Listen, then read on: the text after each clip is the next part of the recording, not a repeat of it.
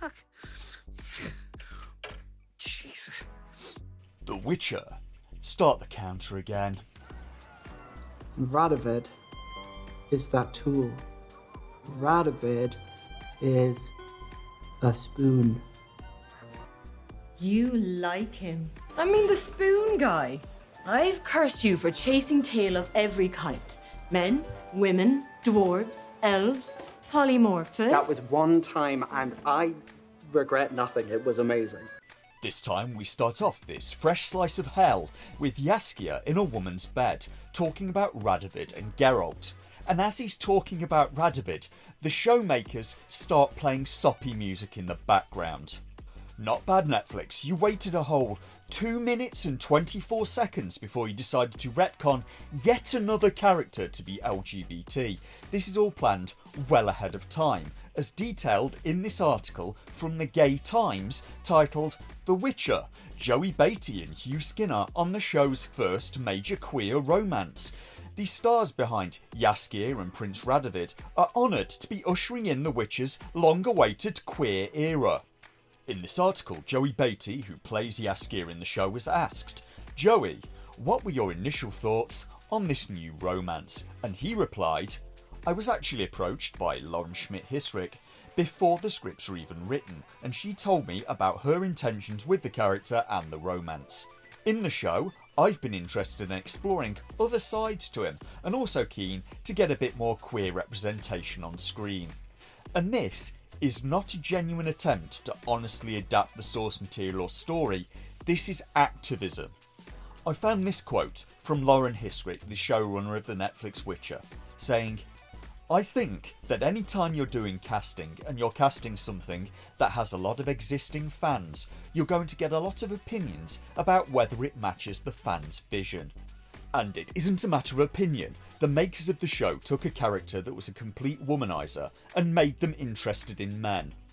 Netflix intentionally changed the source material for political reasons. It doesn't match the author's vision of their own story, and I frankly do not approve of the gaslighting either. The showrunners know they're doing it. They're doing it intentionally. They've said as much in interviews. I know they're doing it. I can see them doing it now, but they still come out and act like, "Oh, I'm sorry if you feel like that's something I'm doing." I wanted to make sure this fit with the definition of gaslighting, and found myself on a psychologist's website where they delineated 4 separate types of gaslighting and abuse, these being flat out lies, reality manipulation, scapegoating and coercion. And reading through the descriptions, it seems pretty clear that Hollywood over the last few years has done all of these to its would-be audience.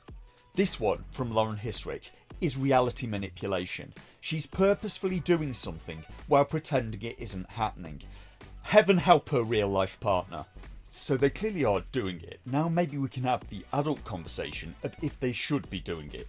The changes that they've made for representation and diversity in this show I don't find as bad as when it was done in the Rings of Power, because at least Andrzej Sapkowski is still alive to object if he hates the changes you're making to his story, which differs greatly from Tolkien not being around to even defend his work. And just making these changes creates questions and problems within the setting. You now have a medieval fantasy world with levels of acceptance of current day San Francisco, that is until elves show up. In a world filled with prejudice and hate, where people attack elves on sight, everyone is oddly chill about diversity in humans. In season 2, in the world of The Witcher, a Jamaican barmaid just showed up in Redania. When I was a lass, my playmate had a little brother that was born with no ears. Just some little lumps of flesh like cauliflower. Deaf as a post. I'd give anything to switch places with him right now. What does this mean in the context of the show? Is there a Jamaica somewhere in the world of The Witcher? Have they retconned the world of The Witcher to look like this? Or was it during the conjunction of the spheres, the worlds collided and just a load of Rastafarians fell through a portal? This wasn't an issue in the original story, but by making these changes, it's become one now. Where did the diversity come from in this world, and why has it persisted? Because in a world where nobody cares about skin colour, there wouldn't be separate ethnicities for long. if a white guy and an Indian lady fell through a portal together, within a lifetime you'd either have a load of mixed race kids or nobody left at all. The writers have written the trappings of a multicultural society into a world where multiculturalism doesn't exist. I'm just going to create a piece of fictional writing for roughly how season 3 of The Witcher has gone so far. Geralt only diverted to come to this small farming town on the Temerian border due to the frequent disappearances of people and livestock. A noble's daughter had gone missing, and 250 crowns were waiting for Geralt if he could find her, more if he could bring her back alive. She was last seen leaving the tavern. Geralt picked up her trail there, followed it for several hundred metres where there were signs of a scuffle near some bushes.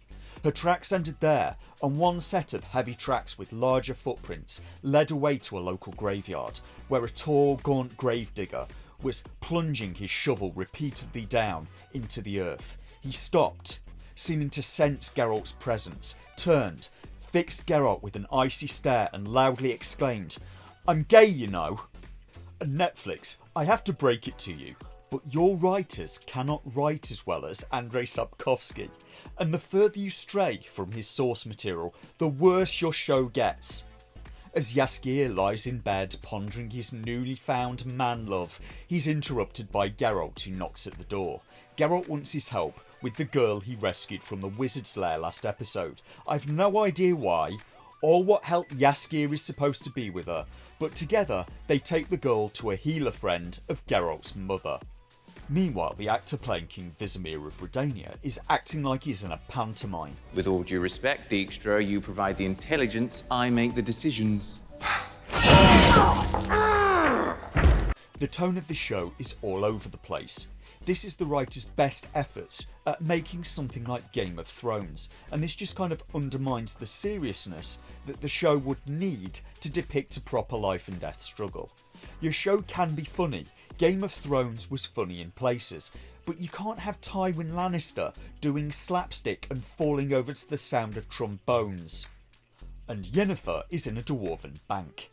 This is a scene taken from the books that again has been ruined in the series. Yennefer is there in the book to get the money that Ciri will need to become a student at Aretuza, the Magic Academy. Yennefer plans to hide her there among the students. The bank owner convinces Yen, against her best instincts, to let Ciri go and explore the city for a few hours, because students at Aretuza are given very little freedom, and this will be Ciri's last chance to get some time for herself. Meanwhile, Ciri's feeling very torn. The more she hears of Aretuza, the more to her it sounds like a prison, and she's thinking of running away. All of this has been stripped from the series version. Now, in this version, Yennefer decides to send Ciri to town just by herself because they can't have her listening to a man's advice, and she goes off to bicker with Tissaia de Vries in a bank vault. An original scene made just for the show. Let's see how it goes. Men bleed and kill for this stuff, only to let it rust. Yeah, the problem with that sentence is that gold and silver don't rust. Yen then tries to convince Tissaia to help her hide and train Ciri. You want me to help hide a princess whose existence means war? She deserves control of her destiny.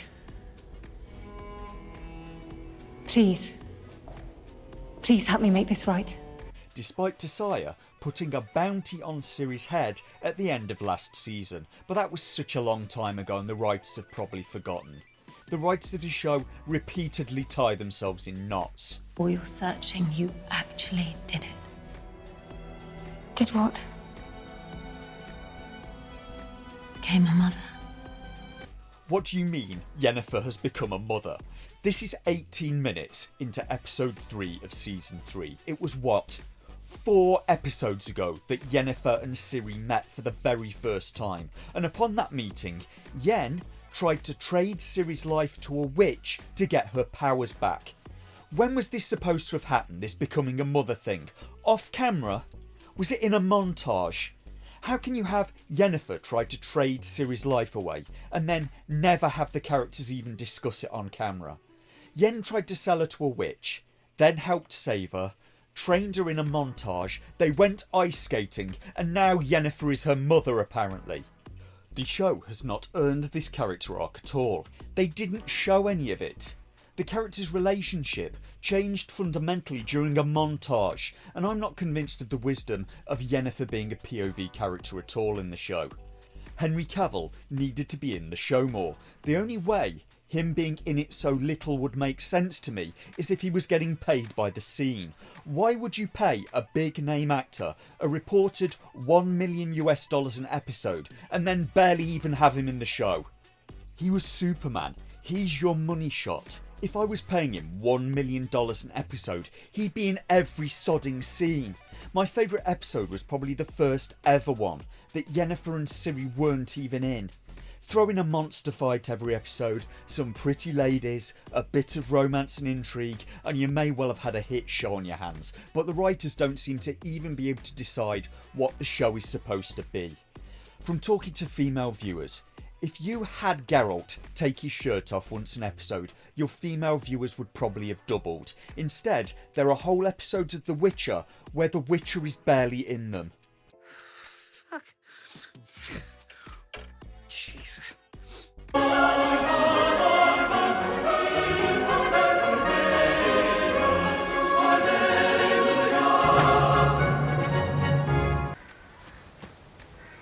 A dwarf.